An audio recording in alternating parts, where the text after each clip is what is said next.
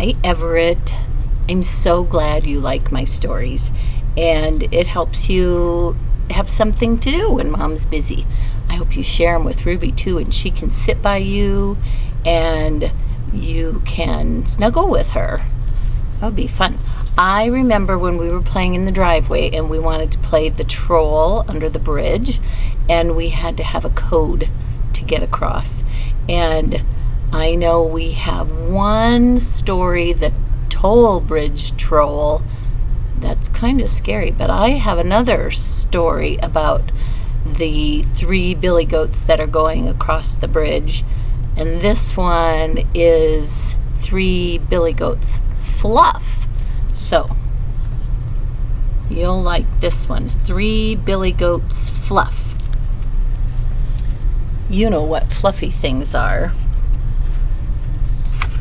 I think your stuffy is kind of fluffy.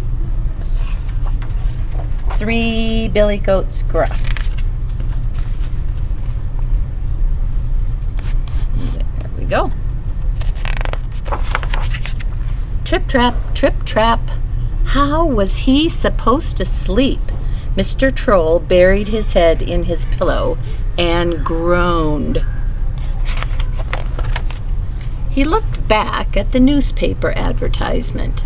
Troll Paradise, fine riverside apartment with slimy toads and running Beetlejuice.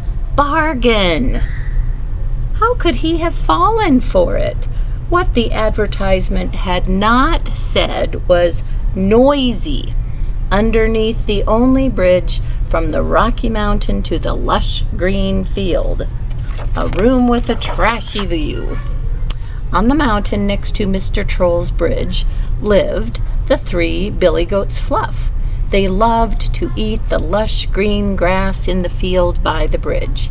It made their fleeces extra fluffy, important for Mother Goat's knitting business. You see her here? She's making a big scarf, it looks like. The 3 billy goats Fluff crossed the bridge twice a day. But this morning, Mr. Troll had a surprise for them. He'd put up a sign, "No trip-trapping over my bridge. Trip-trappers will be eaten," from Mr. Troll.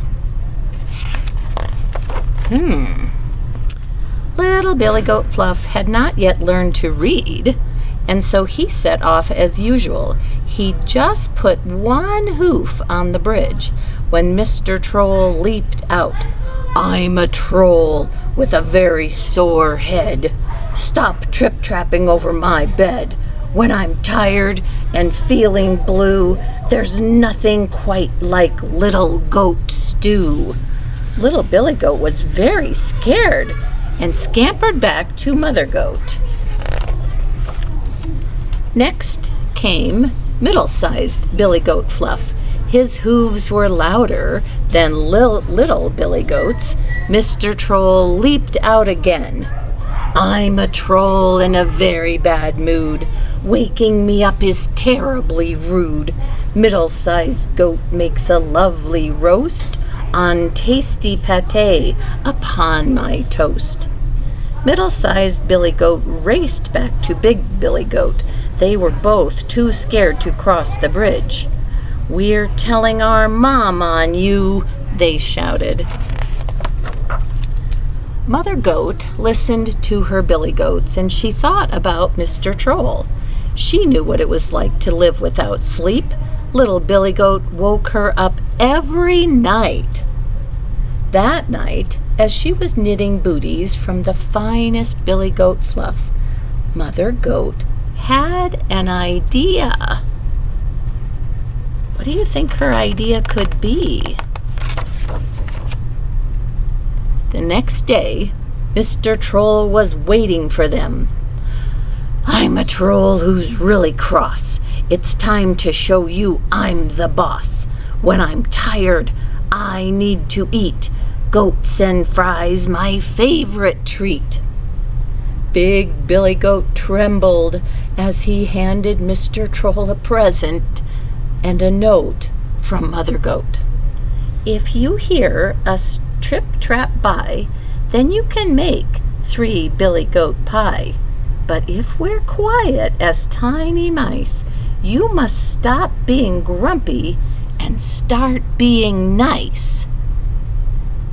So they brought him a present with a note. They said they're going to be so quiet. Later, little Billy Goat Fluff was the first to try out Mother Goat's plan. He shakily put on the hand-knitted booties. They were so fluffy, bright yellow, his favorite color. Slowly he stepped out onto the bridge. Mr. Troll listened from his bedroom. Nothing. Nothing. Middle-sized Billy Goat Fluff was next. His hooves were quaking as he put on 4 exceedingly fluffy booties. Pink! Middle-sized Billy Goat was a real softy. Carefully, he stepped out onto the bridge. Mr. Troll had his ear pressed to the roof. He couldn't hear a thing. Oh, he's got a little bit of a smile, too. I think he likes it quiet. Finally, it was big Billy Goat Fluff's turn. His booties had taken most of the night to knit.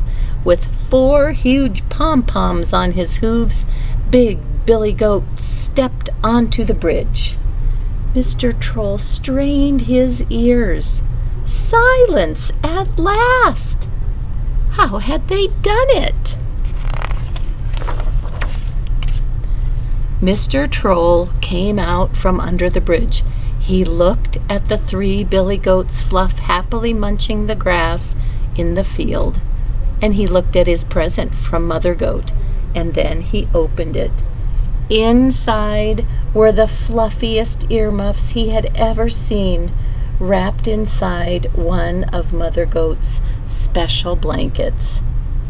"Dear Mr. Troll, we are very sorry for waking you up. We hope this gift helps you. We hope this gift helps you." I think that's really a nice thing. "Love your..." "Dear Mr. Troll, we are very sorry for waking you up. We hope this gift helps you have your best sleep ever. Love, Mother Goat and the 3 Billy Goats Fluff." And that night, Mr. Troll drank a hot mug of beetle juice, and he read his favorite bedtime story, and then he put on his big fluffy earmuffs and cuddled his soft green blanket.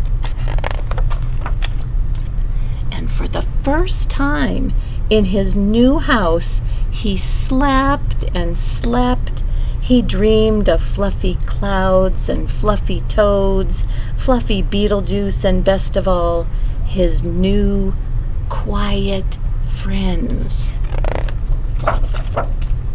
The 3 Billy Goats Fluff. They did figure out a way to be quiet, didn't they? Had some nice soft booties so their hooves wouldn't clip-clop and trip-trap across the bridge. I hope you liked that.